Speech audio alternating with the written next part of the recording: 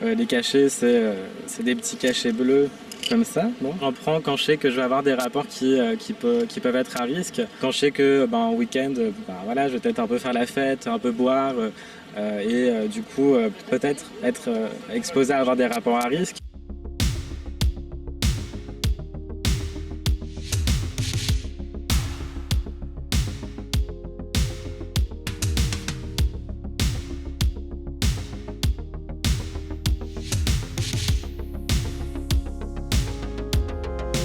La PrEP, c'est quelque part une révolution dans la prévention du sida, car pour la première fois, on a à côté du préservatif un autre outil, on peut appeler ça un préservatif chimique, qui va permettre aux gens d'être protégés, même s'ils n'utilisent pas de préservatif ou si le préservatif craque et qu'ils ont un rapport avec une personne qui est infectée par le VIH.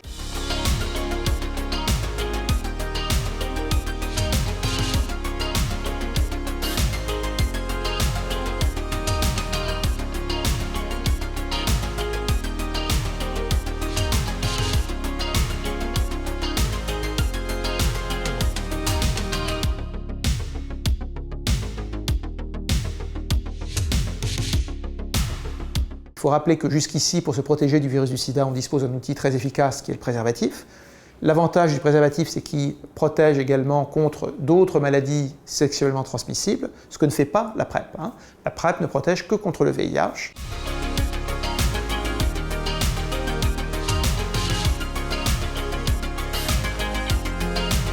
Le sida, ça reste une infection grave, une infection qu'on garde toute sa vie aujourd'hui, pour laquelle toute sa vie on va avoir besoin de prendre un traitement, d'aller voir un médecin, de s'assurer qu'on ne risque pas d'avoir des complications. C'est une infection qui, comme vous le savez, est associée à une stigmatisation importante. On ne peut jamais en parler, c'est un tabou. Donc évidemment, on ne souhaite à personne d'être contaminé par le virus du sida, même si des progrès énormes ont été faits ces dernières années. Et encore une fois, on l'a rappelé, le préservatif, ça reste une protection extrêmement efficace, mais si ça n'est pas utilisé aussi bien qu'il le faudrait, maintenant, on peut utiliser à côté du préservatif ou en plus du préservatif la PrEP.